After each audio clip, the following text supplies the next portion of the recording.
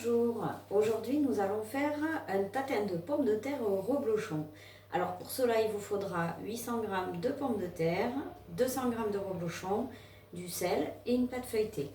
On va se servir de notre moule silicone rectangle que je viens de passer sous l'eau et que j'ai posé sur la grille froide de mon four que j'ai fait préchauffer à 180 degrés. J'ai fait cuire dans un premier temps, alors ça je l'ai fait, vous n'avez pas besoin de voir, j'ai fait cuire mes pommes de terre, je les ai mis 20 minutes à 800 watts dans mon micro-urban family, donc je me suis servi de la version cuiseur vapeur. Quand vous sortez, vous vous servez toujours du couvercle comme bouclier, puisque c'est vraiment trop chaud, sinon vous risquez de vous brûler. Alors les pommes de terre, une fois qu'elles sont cuites, alors je me suis déjà avancée, on les coupe tout simplement en rondelles. On va disposer une première partie de rondelles de pommes de terre dans, hop, vous mettez de la pomme de terre dans le moule silicone. Hop, voilà, vous essayez de répartir un petit peu partout, donc à peu près la moitié. Je m'en suis gardée pour vous montrer qu'elles sont vraiment bien, quand vous les faites cuire à la vapeur, elles ne s'écrasent pas et elles sont bien fondantes en fait. Hop là, voilà, je mets un petit peu des pommes de terre partout, je bouche les trous. Voilà, n'hésitez pas à tasser pour qu'il y en ait bien partout, dans les petits trous. Hop, hop. Hop là, on va en mettre quelques-unes là et je vais me garder le reste. Voici. Je vais disposer, alors mon reblochon, en fait, ça vous fait une moitié de reblochon que j'ai coupé en 3 et que je vais disposer sur mes pommes de terre. Voilà. Alors là, je vais découper les autres. Donc, vous voyez, regardez ma pomme de terre, elle se tient bien et elle est vraiment bien cuite. Voilà. Elle est fondante, elle ne se met pas en purée. Elle est vraiment idéale. Alors, c'est chaud. Voilà. Alors, pour bien tasser, après, je vais me servir de mon presse-purée que je n'ai pas préparé, bien sûr.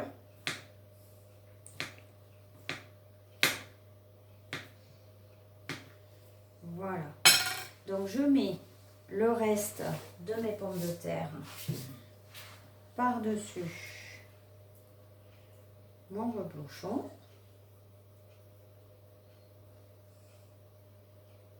Là, c'est chaud.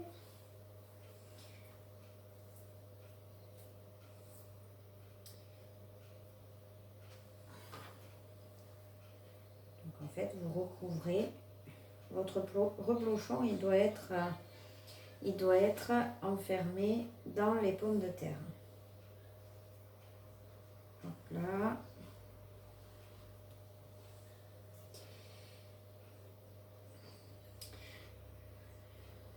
Hop, hop là, hop là. Voilà.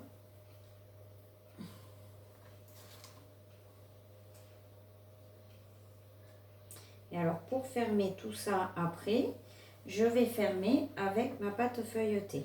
Alors là, ce que je vous disais, en fait, je vais tasser avec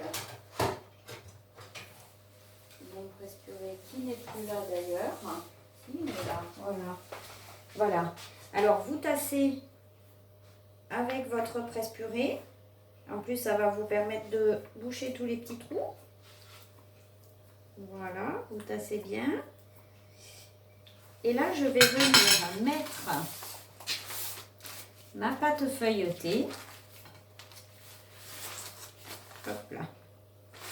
Je mets ma pâte feuilletée et en fait, je rentre ma pâte feuilletée à l'intérieur Parce que comme je vous ai dit, un tatin de pommes de terre, après en fait au démoulage, on va retourner et la pâte va se retrouver, le feuilleté va se retrouver dans le fond et vous aurez les pommes de terre et le reblochon sur le début. Donc là, je rentre bien à l'intérieur du moule ma pâte feuilletée, le long des pommes de terre en fait. Hein. Vous le rentrez bien partout. Voilà, c'est parfait. Je vais faire des petits trous parce que pour pas que ma pâte elle gonfle. Voilà. Et c'est terminé. J'ai volontairement, moi je n'ai pas mis le sel parce qu'avec le reblochon, j'ai peur que ça fasse trop salé, mais vous pouvez saler un petit peu vos pommes de terre quand même. Donc là, je vais enfourner pour 25 minutes et vous aurez le résultat tout à l'heure. Et voilà, les 25 minutes sont terminées. On va sortir du four notre tatin de pommes de terre. Voilà. Hop. Alors, prenez bien les maniques en silicone. Voilà. Hop là. Les maniques en silicone sont vraiment parfaites. Vous ne vous brûlez pas. Et en plus, elles sont très longues, donc même ça va jusqu'au bras. Voilà, alors moi je vais la démouler sur ma planche à découper. Vous pouvez démouler sur un plat, mais moi je vais la mettre là-dessus, ça sera plus facile après pour couper. Tout simplement, hop, sauf que c'est un peu chaud, alors avec les maniques, je ne vais pas le faire à l'aise, donc je vais faire comme ça. Et voilà, je démoule ma tarte tatin. Alors vous allez voir que c'est vraiment très facile à démouler.